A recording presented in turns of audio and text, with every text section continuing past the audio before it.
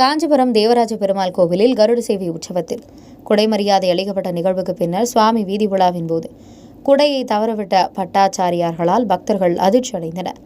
பூலோக வைகுண்டம் என்று அழைக்கப்படும் காஞ்சிபுரம் தேவராஜ பெருமாள் கோவிலில் வைகாசி பிரம்மோற்சவம் கடந்த 19ஆம் தேதி கொடியேற்றத்துடன் தொடங்கியது.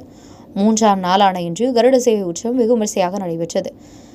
கருட சேவையில் மலர்களால் அலங்கரிக்கப்பட்ட கருட வாகனத்தின் மீது உற்சவர் வரதராஜ பெருமாள் எழுந்தருளினார். தொடர்ந்து மேற்கு ராஜ கோபுரத்தின் நுழைவு வாயிலில் பட்டாச்சாரியாருக்கு காட்சியளிக்கும் வைபவம் நடந்தது.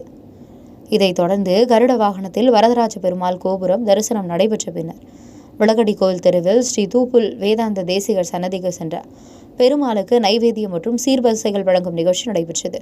பின்னர் அங்கேயே பட்டாச்சாரியார்கள் குடை சாய விட்டார்கள்.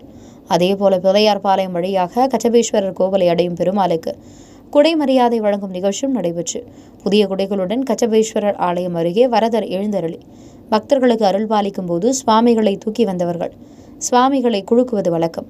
அப்படி பெருமாளை குளிக்கும் போது பட்டாச்சாரியார்கள் பிடித்திருந்த குடையை நழுவு விட்டனர். குடை நழுவி கீழே விழும்போது பக்தர்கள் பிடித்து விட்டதால் குடை தரையில் விழாமல் மீண்டும் தூக்கி நிறுத்தப்பட்டது.